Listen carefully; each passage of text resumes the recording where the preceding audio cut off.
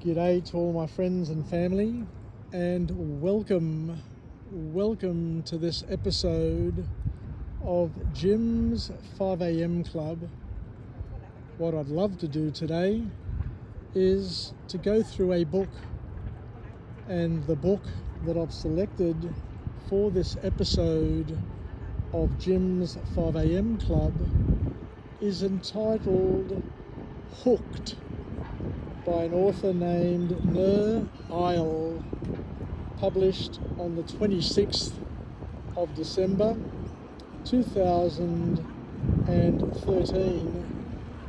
And this particular book explores the psychology behind why some products capture our attention while others fail dismally.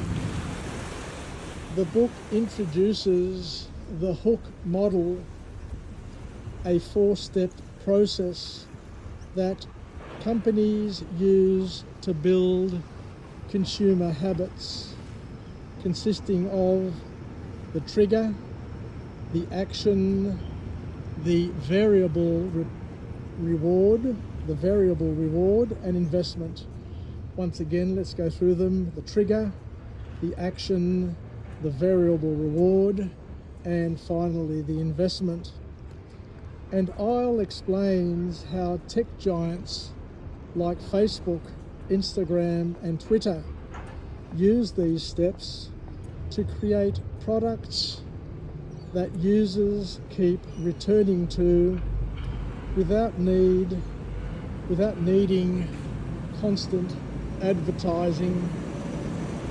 The book emphasizes the ethical responsibility of product creators while helping businesses understand user behavior deeply enough to be able to craft habit-forming products through a mix of behavioral psychology, case studies, and practical strategies. Eyal equips readers with a framework for designing products that can change user behavior and lead to long-term engagement.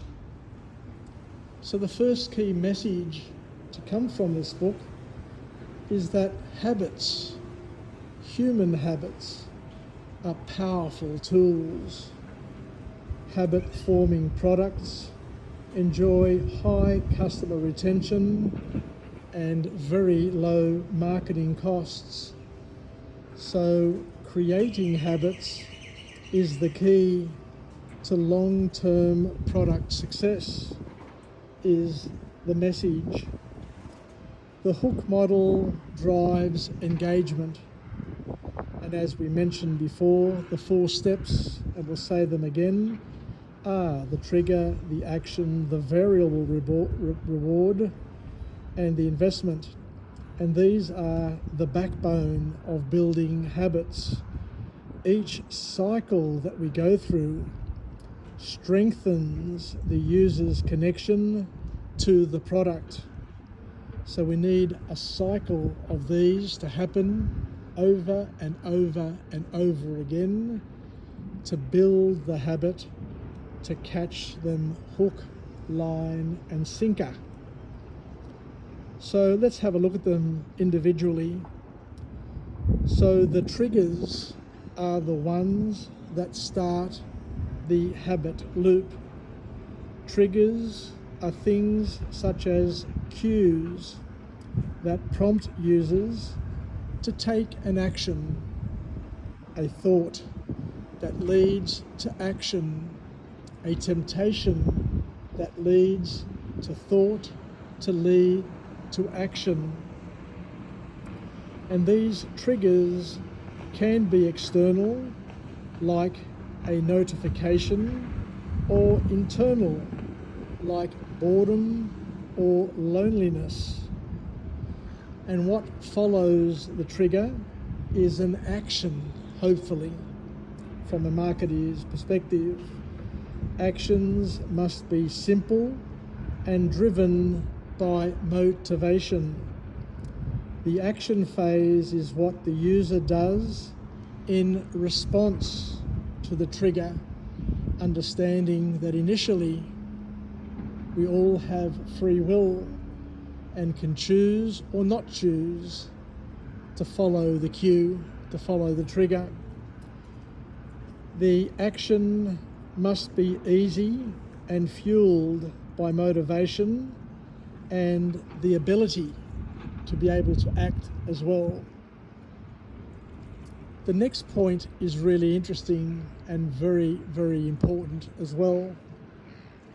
There needs to be a variable reward system in order to keep customers and users coming back. I remember years ago learning about dolphin training, and variable rewards were key to getting a dolphin to come back and to stay interested.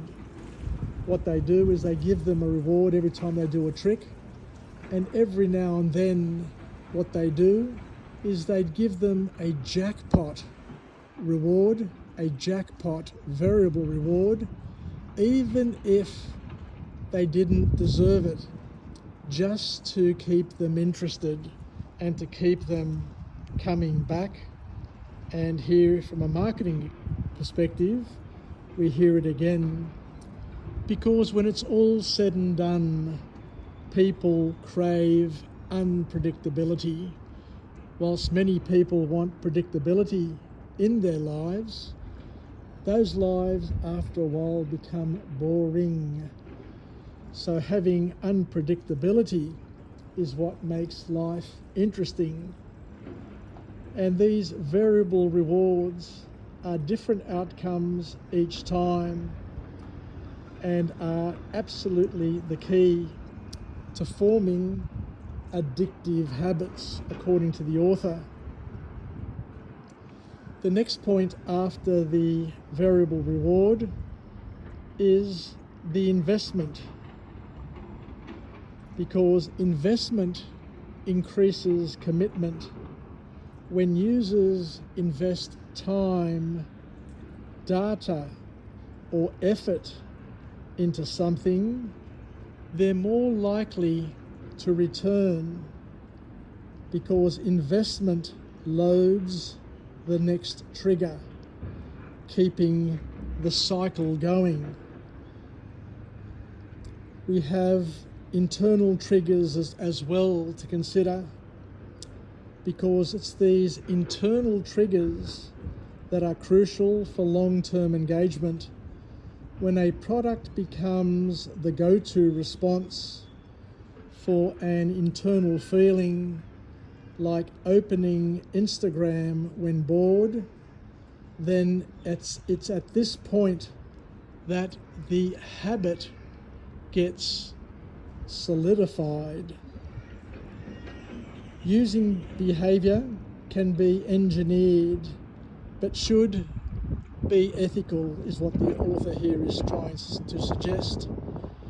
Designers have a responsibility to build products that help and do not harm, and there is an ethical reflection that is crucial when creating habit-forming technology, something to consider. And of course, understanding your users is also important. Deep insights into pain points, emotions, and motivations can create relevant triggers and ever compelling rewards. And the last point to come from this book is where the author talks about the fact that successful products create a loop that continues to feed itself. The best products continually engage users by looping them through this hook cycle, making use of feedback and the user input to refine and to enhance the user experience. So thank you very much for joining me on this episode of Jim's 5am Club, where we've been through another fantastic book with plenty of lessons to help incorporate into different aspects of our lives.